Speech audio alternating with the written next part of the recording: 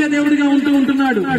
ఎందుకంటే ఈ రోజు ఎంతో మందికి కరువైపోయింది, సమాధానం లేదు, నెమ్మది లేదు, కుటుంబాల్లో నెమ్మది లేదు. ఎక్కడ చూసినా రకరకాల గొడవలు, రకరకాల సమస్యలు.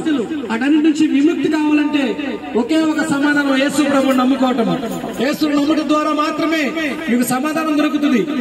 అంత మాత్రమే కాకుండా ఆయన పరలోక రాజ్యం ఇచ్చే దేవుడు. ఆయన పరలోక రాజ్యం చాలా మంది అనుకుంటారు, మేము చూడలేదు కదా పరలోకాన్ని అనుకుంటారు. కానీ దేవుని బిడ్డల బైబిల్ చెప్తుంది పరలోకము నరకము రెండు ఉన్నాయి. ఎంతమంది అయితే యేసు ప్రభువుని నమ్ముతారో వారికి మాత్రమే పరలోక రాజ్యాన్ని దేవుడు ఇస్తాడు. పరలోక రాజ్యంలో ఏ గొడవలు ఉండవు, ఏ సమస్యలు ఉండవు. అందుకనే చీకు చింతలు లేని రాజ్యము, సమస్యలు లేని రాజ్యం, ఎల్లప్పుడూ సంతోషంగా ఉండే రాజ్యం అది.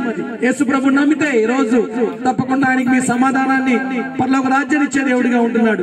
కాబట్టి ఈ గ్రామంలో ఈ రోజు మేము మీ దగ్గర రావడానికి ప్రధానమైన కారణం ఏమిటంటే ఈ సంతోషకరమైన సువార్త, అట్లాగే ఈ సమాధానకరమైన వార్తను మీకు ఇవ్వడానికి వచ్చి ఉన్నాము.